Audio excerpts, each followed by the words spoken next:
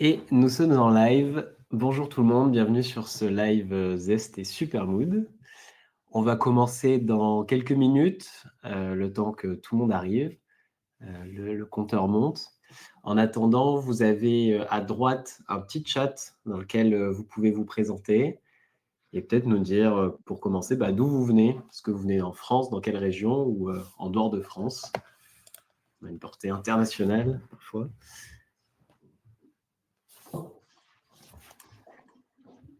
Pendant que tout le monde se connecte aussi, vous aurez le replay et les slides de ce webinaire à la fin de ce webinaire. Donc voilà, vous pouvez mettre à la fois d'où vous venez et comment ça va aujourd'hui. Aujourd'hui, on est sur un plein soleil pour l'instant.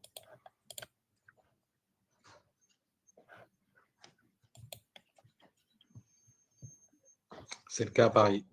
Bonjour à toutes et tous. C'est vrai. Avec, je crois, un peu de pluie qui arrive samedi.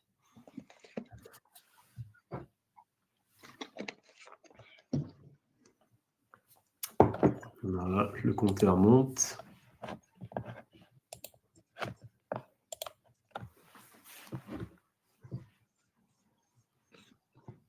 Donc on a quelle région de représenter? Il n'y a pas beaucoup de messages dans le chat. Souvent, on a des Bretons, des gens de Niort pour l'assurance.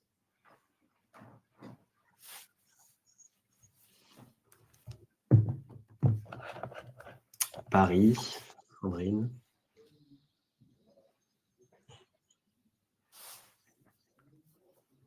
Ouais, il est 32, on va commencer dans 30 secondes. Bonjour Anne de région parisienne.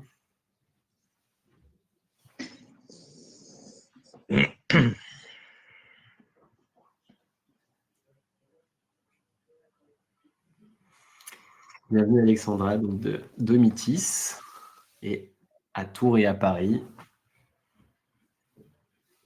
Basée à Tours et commute à Paris ou volant de bureau en bureau?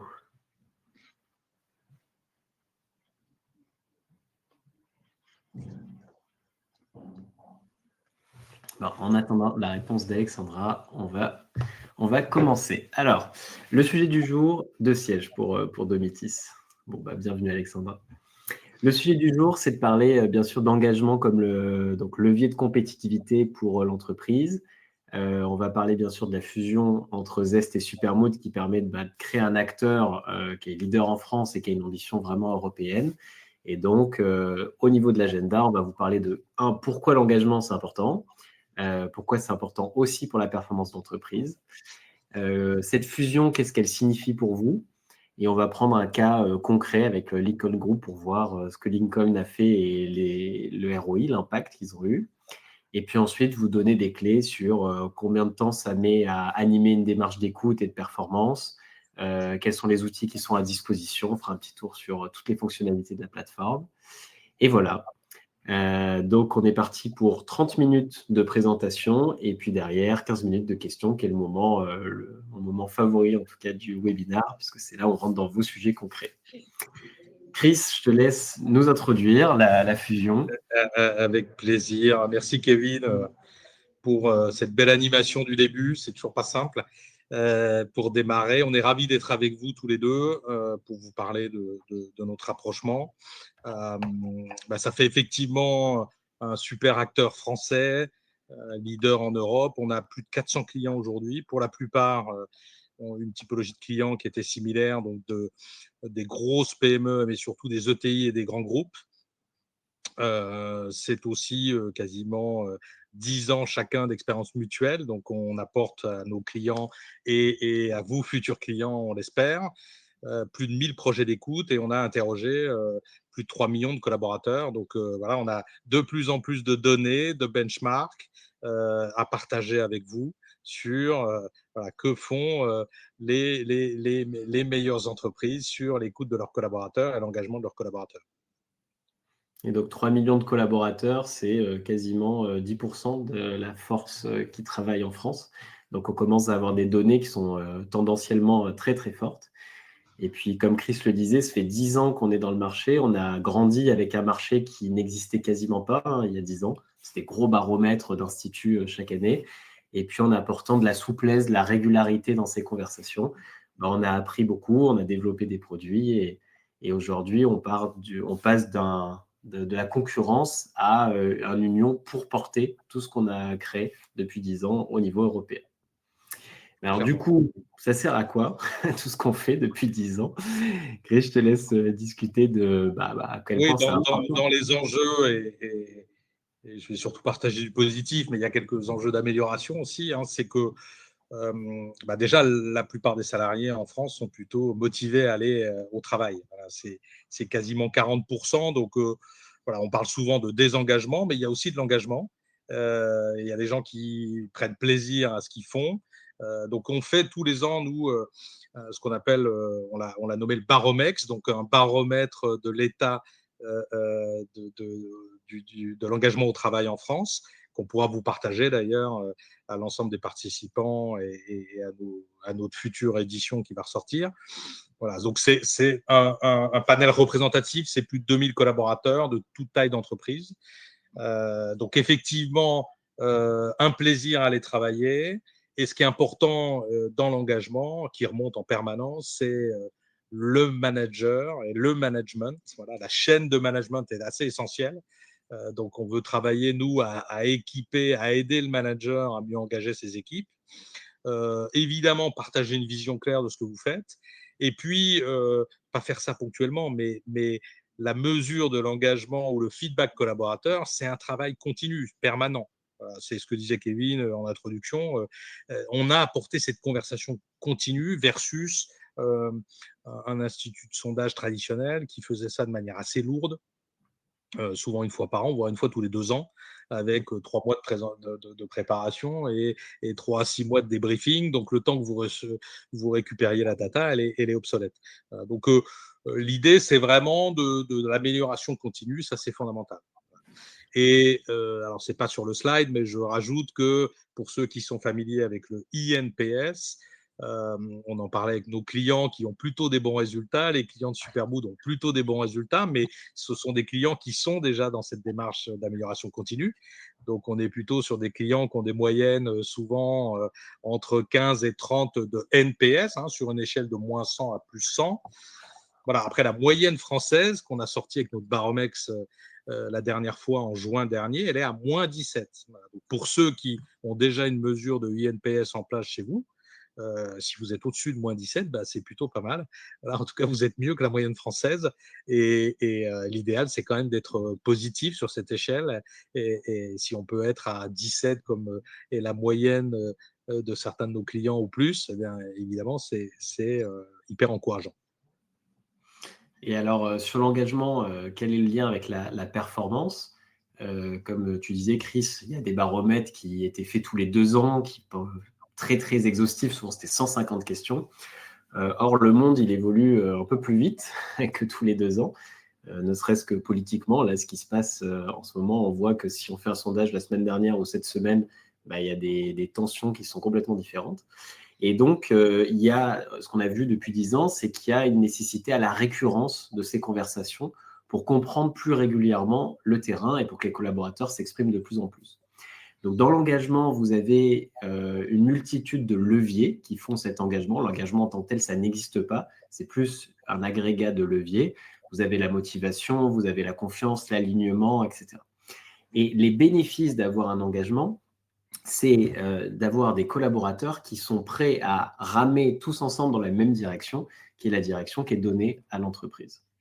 Donc, on commence toute démarche d'engagement par comprendre. Donc, comment on comprend? On discute avec la base, et c'est ce que permettent des solutions comme Zest ou Supermoon. Ça va être de récolter le feedback. Ce feedback, c'est quelque chose qui est factuel. Quand il est fait par un tiers parti et qu'il est anonyme, il est peu biaisé. Et donc, il va vous donner une base de départ derrière pour déployer toute une expérience auprès des collaborateurs qui va derrière amener de la performance. L'écoute, ça ne suffit pas. Derrière, il va falloir prendre des plans d'action pour corriger. C'est l'amélioration continue dont parlait Chris. Et ces plans d'action, il faut les suivre. Bien sûr, quand vous êtes côté RH ou comme interne ou direction, vous ne pouvez pas tout faire parce que vous n'êtes pas au quotidien avec les équipes sur le terrain tout le temps. Donc, ça passe par le manager. Encore une fois, ce que disait Chris, le manager va être le vrai pivot de cet engagement. Et donc, le manager, il faut l'outiller, il faut lui donner des méthodes pour qu'il puisse engager ses équipes. Et c'est ce que permettent nos deux solutions. Et bien sûr, vous avez de la technologie qui vous permet de créer des questionnaires très facilement, de l'IA qui permet d'analyser tous les résultats, et ça vous permet vraiment de créer une démarche qui engage dans une vue de performance l'entreprise. Chris, du coup, Zest, c'est structuré autour de grandes thématiques. Il y en a 4. Est-ce que tu peux les présenter et dire pourquoi vous les avez découpés comme ça, pourquoi vous les avez créés comme ça? Bien sûr. Alors, c'est ce qu'on voit, nous, comme un cercle vertueux de l'engagement. C'est-à-dire que, évidemment, c'est un thermomètre, mesurer le plus fréquemment possible ce qui se passe et quels sont les enjeux, pour derrière aligner vos équipes, les rendre plus performantes. Donc, ce n'est pas seulement ce thermomètre. Voilà.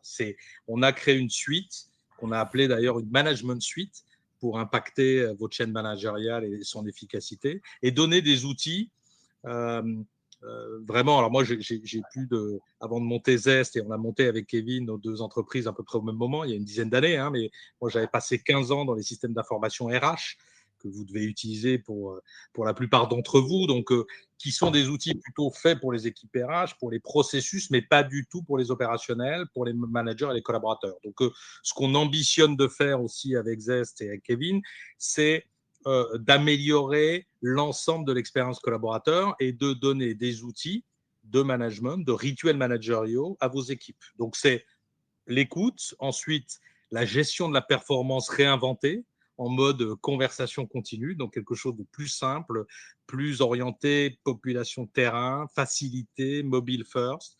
Voilà, on fait des entretiens annuels. Nous, aujourd'hui, on n'est peut-être pas assez connus pour ça, mais on commence à l'être à la fois chez Célio et puis à la CNAV. Donc, voilà, des clients très différents et on en a plein d'autres, évidemment. Mais avec quelque chose qui est simplifié, qui est vraiment fait pour vos équipes et qui donne de la data à vos managers pour mieux engager. Voilà. Et ensuite, des fonctionnalités de feedback continu et on va jusqu'à de la people review. Donc, on est vraiment sur quelque chose de très opérationnel, écoute, mise en œuvre, amélioration des rituels et puis on réécoute. Voilà. Et dans tout ce que fait votre collaborateur, on va par exemple jusqu'à écouter et mesurer la qualité de la formation chez un client comme Sephora sur un outil de LMS où on plug du Zest et puis on mesure ce qui se passe. Et du coup, pour que ce soit un petit peu plus concret, voilà, slide suivante, parfait. C'est illustré à droite. Donc, Chris, tu disais, toi, tu es arrivé dans le monde de la RH et puis tu l'as modernisé. Côté Supermoon, on a une expérience un petit peu différente, c'est qu'on est sorti d'école et on n'avait jamais travaillé, mais en ayant une formation plutôt de data science, on s'est rendu compte que la RH fourmillait de super infos, mais que ces infos étaient très peu structurées, les données étaient peu propres et surtout, elles étaient très cloisonnées et très silotées. Et donc, ce que vous voyez sur la droite, finalement, ça part d'une écoute toute basique, hein, avec des collaborateurs qui répondent à des questions. Vous avez le petit sondage en haut à droite. Et derrière, ces réponses vont pouvoir infuser dans toute l'expérience. Et c'est ce que vous avez à gauche. On va pouvoir, récupérer cette data, les feedbacks, 2, les comparer au benchmark. Donc, on a 3 millions de collaborateurs qui ont été interrogés, à peu près 10% de la workforce française. Donc, on peut vous dire si à la question je suis content de mon salaire, est-ce que 4 sur 4, c'est une bonne note ou pas? Bien sûr que le benchmark est plutôt, est plutôt bas. Vous avez des informations spécifiques comme le partage d'humeur, les actions urgentes à prendre en compte qui arrivent dans la vie au travail. Et puis derrière, on crée plusieurs spectres d'analyse. Un spectre sur la performance qui va se passer surtout entre le manager et le collaborateur pour voir s'il atteint ses objectifs, est-ce qu'il a des besoins de formation. On lit ça du coup aux compétences et à des sujets qui sont beaucoup plus humains, comme par exemple la reconnaissance, où on peut s'envoyer des petits encouragements. On ritualise le fait de prendre 30 secondes par semaine pour se dire merci. Ça marche très bien. Et au-delà de ça, donc ça c'est la base, c'est vraiment la conversation continue entre les managers et les collaborateurs.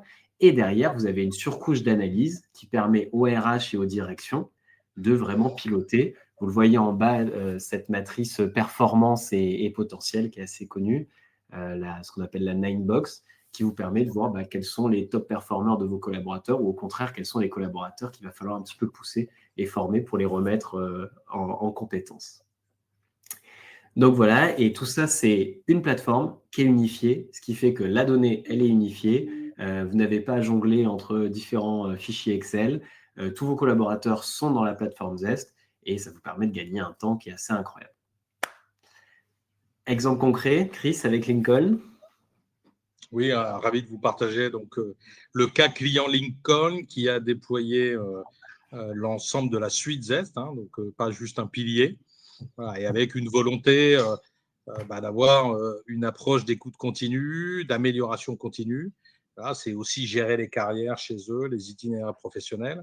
Je pense que c'est une entreprise de conseil qui doit faire à peu près 300 ou un peu plus de collaborateurs. Je parle sous leur contrôle, je dis peut-être des bêtises, mais on ne doit pas être loin. Enfin, c'est quelques centaines de collaborateurs. Voilà.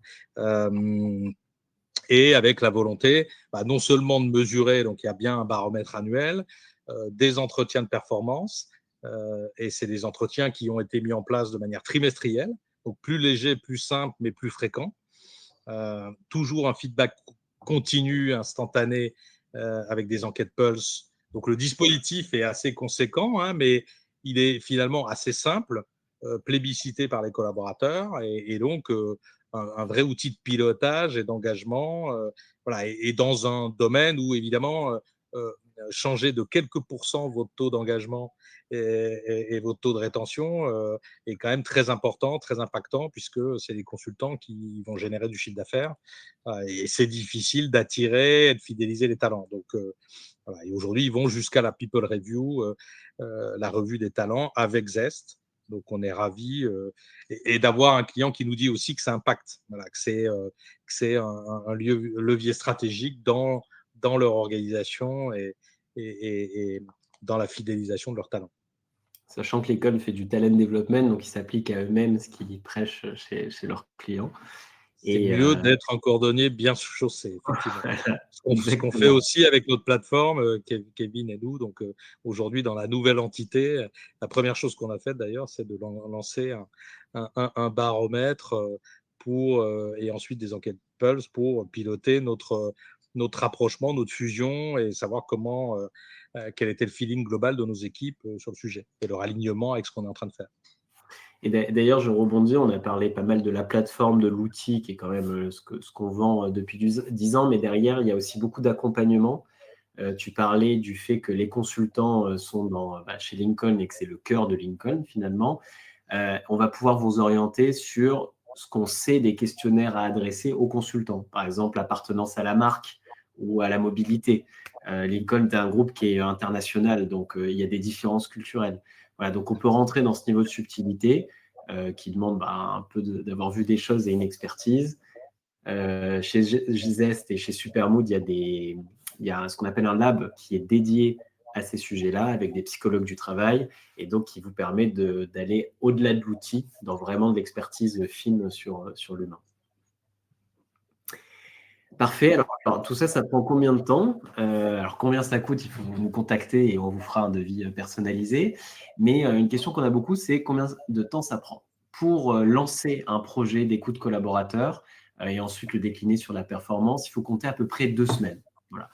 2 semaines, ça va être le minimum puisqu'il faut quand même prévenir les collaborateurs en amont, donc au moins une semaine avant qu'ils vont être régulièrement sollicités et qu'on rentre dans une dynamique de conversation continue. Et puis, il faut mettre en place la base de collaborateurs, configurer les premiers sondages et on y va. Côté opérationnel, ça va vous prendre sur ces 2 semaines environ 4 heures de travail. Voilà, il faut considérer 1 heure de formation, 1 heure de communication et 2 heures pour la mise en place technique. Donc, c'est quand même quelque chose qui est assez rapide. En une matinée un peu chargée, tout est mis en place et vous êtes accompagné à chaque fois par des gens qui ont… Donc, on a lancé 1000 projets en cumulé, donc ils l'ont fait plusieurs fois. Derrière, il y a, comme on est dans la conversation continue, c'est un processus qui s'entretient. Ça va demander environ 1 heure par mois pour les administrateurs. Donc, regarder les résultats, sachant que tout est compilé. Vous pouvez faire un export en un clic d'un PowerPoint, donc vous n'avez pas de travail de reformatage derrière à faire. Et vous avez une IA, qui est quelque chose sur lequel Zest bosse depuis plusieurs années. Et aujourd'hui, avec la fusion, comme on est une soixantaine de collaborateurs, vous avez une petite équipe qui est dédiée 100% à l'IA. Ça vous mâche le travail. Et donc, en 1 heure par mois, vous arrivez quand même à prendre des bonnes directions, informer votre COMEX et donner des débuts de plan d'action. Ce qui est très important derrière, c'est de décentraliser cette démarche. La performance, il faut que ça soit entre le collaborateur et son manager. Et donc là, selon le niveau d'intérêt des managers, ça va être entre 30 minutes et 2 heures.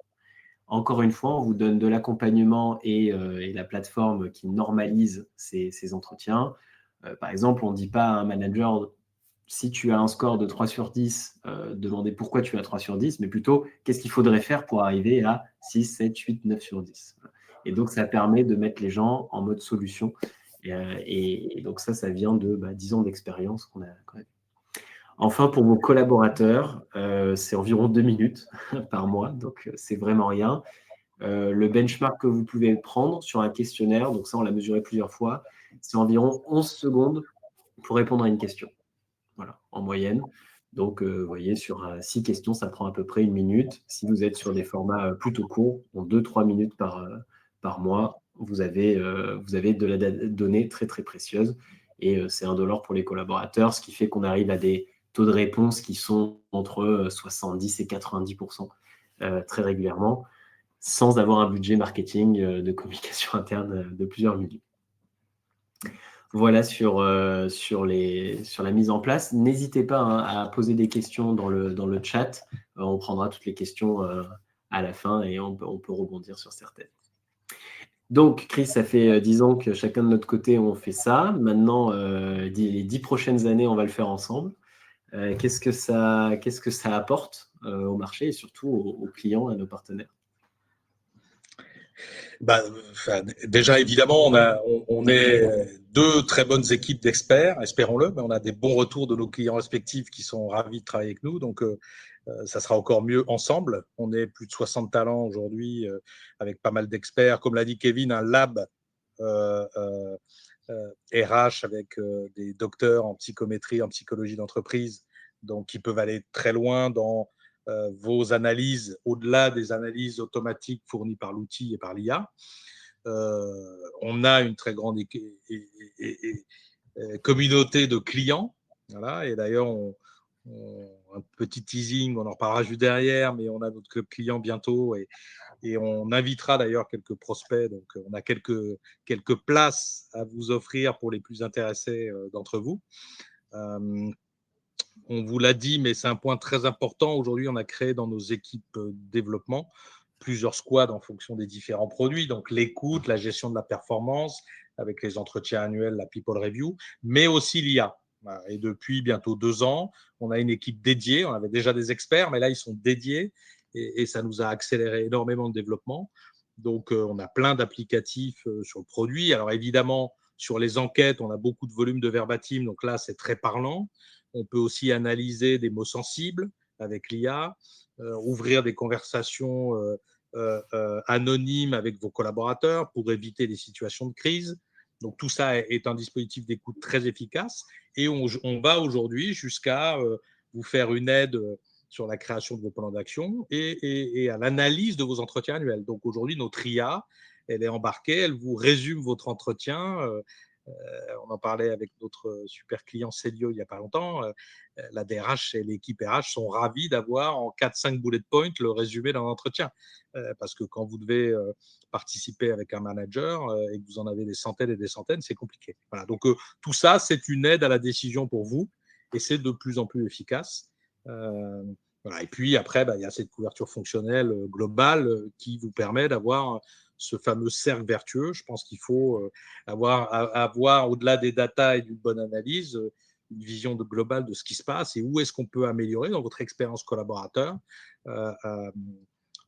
l'ensemble de vos statistiques d'engagement qui va avoir un impact direct sur, pour moi, la bottom line de votre entreprise. Parce que si vous gardez plus de talent, c'est tout de suite un ROI, un retour sur investissement très fort.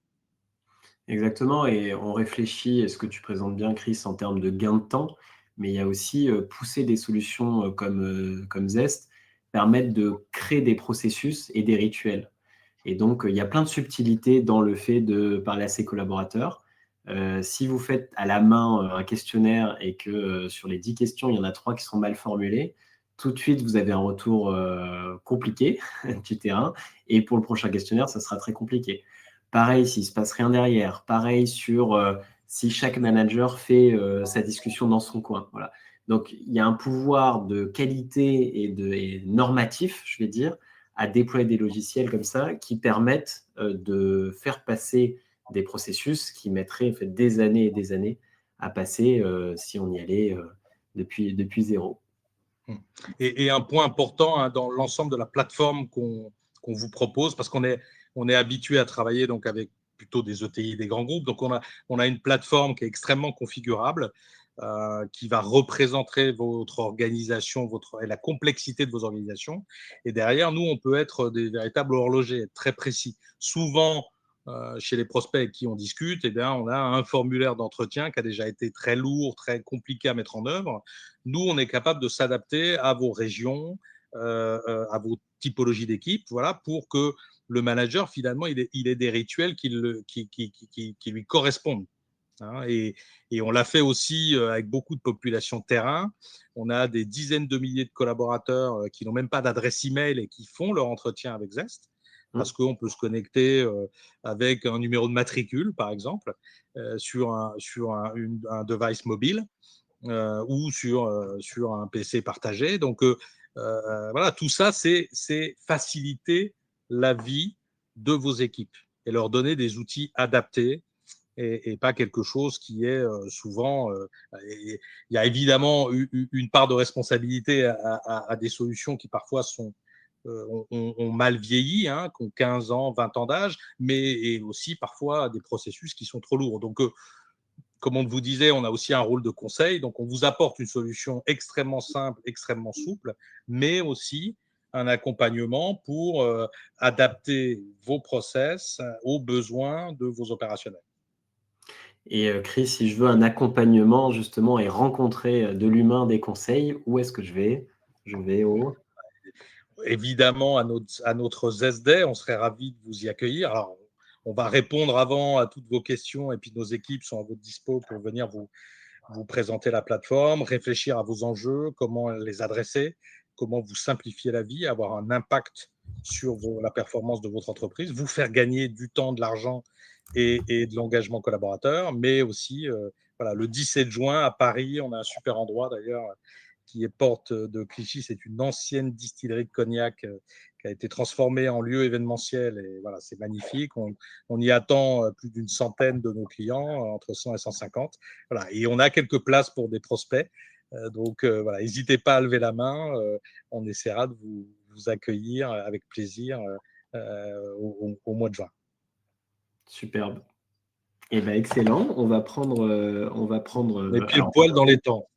pile poil dans les temps, exactement. 59, ouais, c'est pas mal. C'est pas mal. C'est notre engagement. Comme des horlogers, tu disais.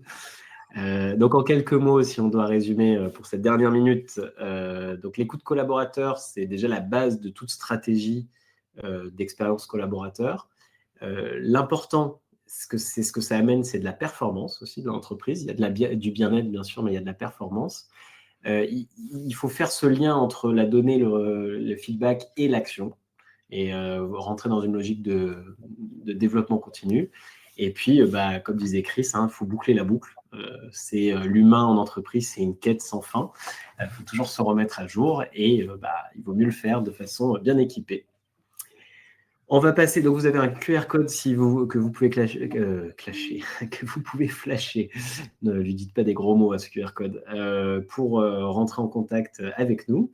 Et puis là, on va prendre un quart d'heure pour les questions. N'hésitez pas à nous poser des situations de votre entreprise. On peut rentrer dans des cas assez précis, que ce soit sur les fonctionnalités, voilà, tout ça. Et la première question est simple, c'est est-ce qu'il y aura les replays? Oui, vous aurez un replay de ce webinaire qui vous sera envoyé par email. Donc, on est parti pour les questions. laisse quelques minutes. C'est toujours la première qui est la plus dure, n'hésitez pas. Hein, mais... En effet. Alors, on a une question sur comment peut-on mesurer le retour sur investissement de l'écoute collaborateur? Vaste sujet. Chris, est-ce que tu veux prendre la... Ouais, je peux le prendre. Enfin, on a des modèles de calcul de ROI avec des impacts directs et indirects. Donc, on pourrait, avec quelques données que vous nous partagez, vous le mesurer de manière assez précise. Mais globalement, en impact direct, il y a évidemment le niveau d'engagement qui est lié directement avec votre taux de rétention. Voilà, donc, on sait que si on arrive à jouer de quelques points, on peut être prédictif d'ailleurs, vous dire si on remonte dans nos analyses le niveau global d'engagement de 1 point, eh bien, votre taux de rétention va vraisemblablement bouger de 2, 3, 4%. Voilà. Et à partir de là, on peut évidemment calculer ce que ça va vous rapporter et vous faire économiser. Donc, voilà. Puis après, il y a aussi éventuellement des impacts indirects parce que le coût d'un mauvais recrutement, d'un onboarding trop long, puisqu'on va mesurer en fait dans toute la chaîne, ça dépend jusqu'où vous allez, mais on peut mesurer la qualité de votre onboarding. Donc, on peut aussi l'améliorer. Voilà. Avec par exemple le taux de rétention des collaborateurs à 6 mois, qui est vraiment très prédictible de l'onboarding. Et puis après, tout ça... Alors, ayez en tête, le benchmark, c'est quand quelqu'un part de l'entreprise, en moyenne, ça coûte 12 000 euros. C'est à peu près ça qu'on constate. Et puis ensuite, ça dépend de votre industrie. Par exemple, on a fait une étude entre le lien de la satisfaction des collaborateurs et leur engagement en interne et la satisfaction des clients. On l'a fait avec Fnac Darty ou le groupe Barrière, qui a des casinos, le Fouquet's, etc. Et on voyait que pour 3 points de satisfaction collaborateur, le client, un mois après, gagnait 1 point en termes de satisfaction client. Et donc, ça replace, mesurer des ROI comme ça, des retours sur investissement, ça replace la RH d'un centre de coût à un vrai centre de performance, parce qu'on se rend compte qu'en travaillant en interne sur l'humain, on satisfait mieux le client au bout de la chaîne, parce qu'il voit des collaborateurs qui sont heureux, qui sont du coup engagés.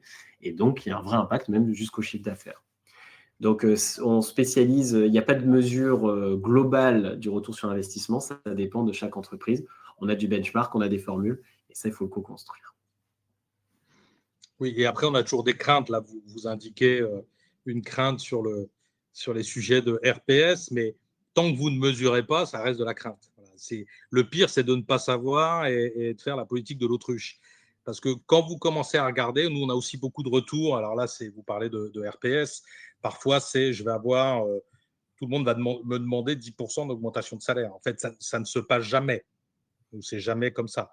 Et par contre, vous allez voir que à tel endroit, dans telle équipe, sur tel établissement, oui, on a ce problème-là qui remonte, mais pas de manière globale. Donc, vous allez pouvoir être beaucoup plus fin sur votre plan d'action. Voilà, et pas partir dans tous les sens ou finalement faire une analyse machine à café. C'est les remontées de ceux qui parlent le plus fort, mais parfois, ils ne représentent que 2% de la population de l'entreprise. Alors que là, on aura comme le disait Kevin, je crois, en introduction, on a souvent des taux de répondants très élevés, donc 70, 80, 90. Ça dépend évidemment de votre secteur et de votre typologie de population. Mais en tout cas, nous, notre rôle en tant que partenaire, c'est d'optimiser à chaque enquête le taux de répondants. Voilà, on continue à travailler pour embarquer de plus en plus de monde. Alors, pour répondre à la sous-question d'Amandine, qui a plutôt un sujet de convaincre sa direction, donc, vous pouvez utiliser des arguments qui rassurent. Pareil, un exemple concret, on ne pose pas dans les questionnaires une question que fait mal mon manager. On va plutôt la formuler dans le sens constructif, qui est à la place de mon manager, qu'est-ce que je ferais pour améliorer tel item? Par exemple, je ne sais pas, le lien entre les collègues. Et donc, on crée de l'empathie dans la question parce qu'on se met à la place du manager et on demande une solution, pas une critique. Voilà. Donc, il y a aussi une façon de remonter de l'information qui nous permet de rassurer la direction.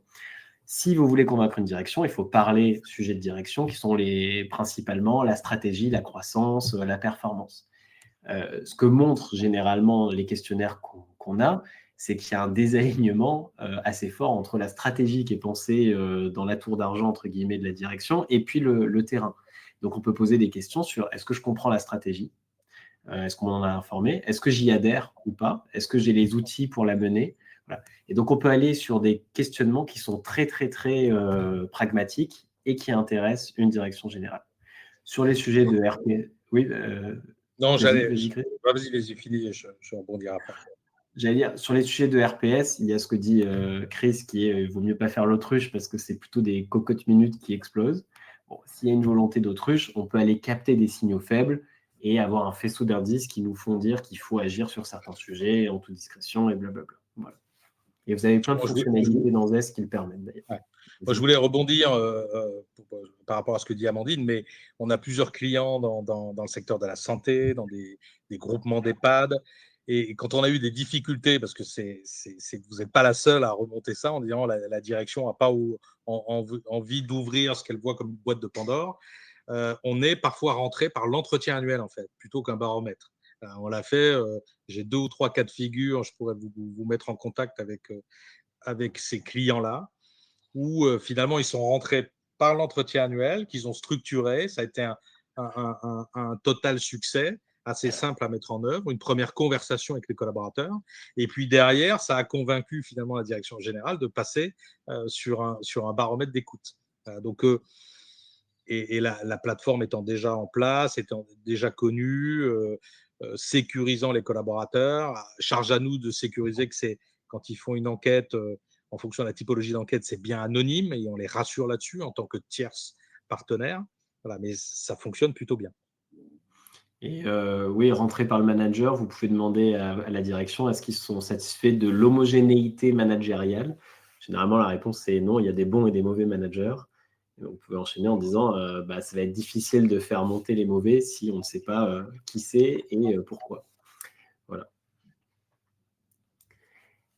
On a une autre question d'Amandine sur l'amélioration des scores ESATIS des clients sur le secteur de la santé, au même titre que les points de satisfaction. Alors, je ne sais pas ce que c'est qu'un score ESATIS. Chris, le sais-tu? Chris est en train de chercher sur Google, là, ça se voit. Pris sur le fait. ESATIS, qu'est-ce que c'est? La mesure de la satisfaction et de l'expérience des patients hospitalisés. D'accord. Donc, je vois presque ça. Je suppose qu'on… Alors moi, je suis pas non plus un spécialiste du sujet. Il faudrait qu'on demande à nos équipes qui accompagnent les clients et peut-être qu'en leur parlant, ça sera d'ailleurs le plus simple de vous mettre en relation avec eux. Mais je vois ça un peu comme dans d'autres domaines, une symétrie des attentions. Si on demande aux patients, alors je ne sais pas comment ça se mesure et se met en œuvre, mais nous, dans d'autres secteurs, type le retail qui est très demandeur, on fait de la symétrie des attentions. On mesure parfois, soit avec un partenaire, on peut le faire nous, mais ce n'est pas nos spécialités, la satisfaction des clients. Et on va mesurer en parallèle l'engagement, la satisfaction des collaborateurs. Et c'est évidemment très impactant et intéressant de mesurer ça sur le moyen et le long terme. Alors, on travaille avec le CHP du Cotentin depuis plusieurs années. Et donc, on mesure la satisfaction du personnel, pas forcément des soignés. Par contre, on fait remonter aussi plein de bonnes idées. Une idée qui m'avait marqué, c'est une initiative qui s'appelait Main à la pâte, où quand vous accueillez des patients, parfois ils ont des animaux de compagnie. Or, quand vous restez hospitalisé pendant 10 jours, que fait le chat tout seul ou le chien tout seul à la maison? Et donc, est remonté depuis le terrain ce constat. Les collaborateurs ont remonté dans les questionnaires ZEST ces sujets-là. Et donc, il y a tout un processus d'accompagnement des gens qui ont des animaux de compagnie. Voilà. Et ça, c'est tout bête, mais ça remonte aussi par des petits questionnaires de temps en temps. On approche de l'heure de fin, FIM et FIN. Est-ce que vous avez une dernière question?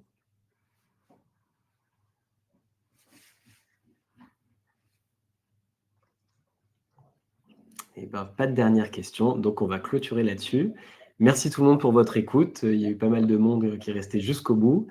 Vous recevrez donc le replay. N'hésitez pas à nous contacter directement, notamment si vous voulez une mise en relation avec nos clients, comme proposé par Chris. Et puis, bon appétit tout le monde et à bientôt. Au revoir. À bientôt, merci beaucoup.